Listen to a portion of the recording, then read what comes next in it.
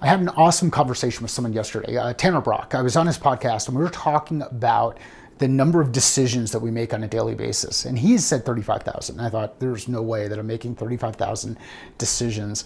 And then you start to think about it and you're like, well, there's some conscious decisions that you make and some subconscious decisions that you make.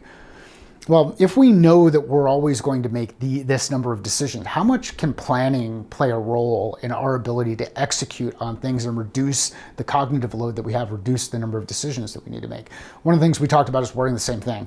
I'm wearing a blue shirt that's buttoned down. I've got a couple of versions of this shirt, the same shirt, so they don't have to worry about, hey, what am I going to wear today? I've got, most of the time you guys see me, I'm in black t-shirts, gray t-shirts, white t-shirts, or I've got a Catalyst sale t-shirt on.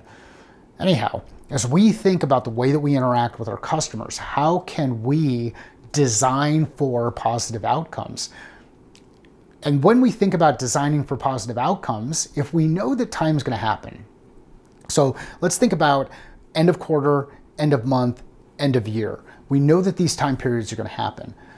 Even end of contract cycle, we know that these time periods are going to happen. How can we design backwards to help improve our execution as we move forward?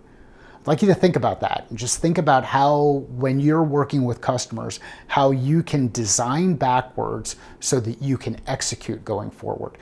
Think about, we've talked about it related to the Jubilee line, or driving from New York to Orlando, or driving from Arizona out to Southern California.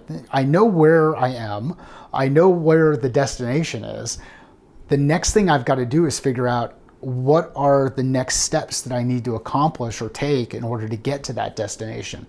And for me, the way that I've always done this, or the way that it's worked, I've not always done it, but the way that it works best for me is if I design backwards. If I begin with the end in mind, and that's a Stephen Covey thing, if I begin with the end in mind and start working my way backward, I can increase the likelihood of success. So think about how you're planning for the future, designing backwards, and executing going forward. Thanks.